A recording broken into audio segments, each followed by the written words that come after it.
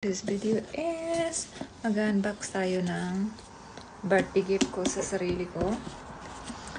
Next month pa naman yung birthday ko, pero gusto ko na siyang buksan para pag gusto ko siyang ibalik is meron pa akong time.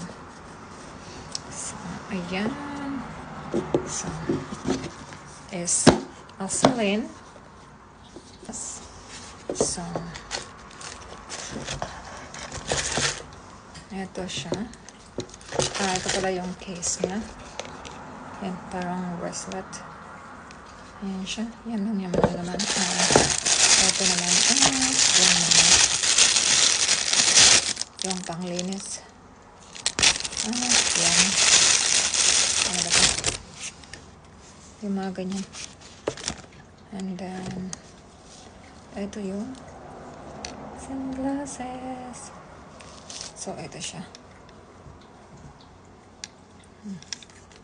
Turan. So, ayan siya. Yung sign niya. Not sign, but yung logo pala. And, ito try on natin. Kasi hindi ko alam kung, hindi ako mahilig sa sunglasses, pero nagustuhan ko to. Isa lang naman yung sunglasses ko, yung Ray-Ban lang. Kaya pumila ko ng isa. At, as in, napaano na lang ako, napapikit na lang ako nito. Kasi medyo mahal to.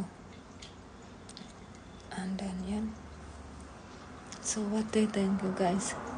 Di ko alam kung ibabalik ko or bagay ko ba. Parang ang laki eh. Pag na ganyan ba ako? Gusto ko to kasi hindi siya nalalaglag. Hindi nagaganyan.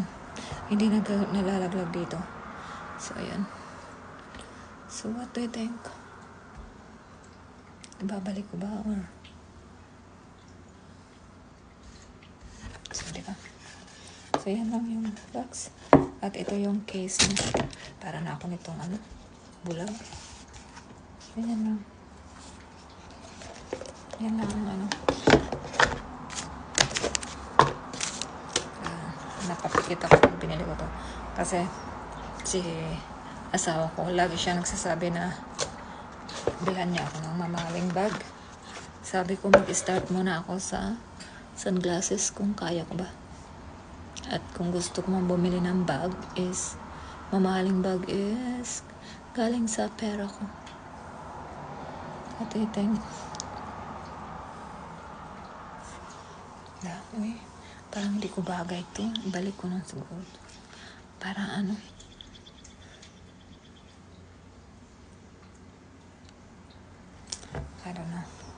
I don't know, my love.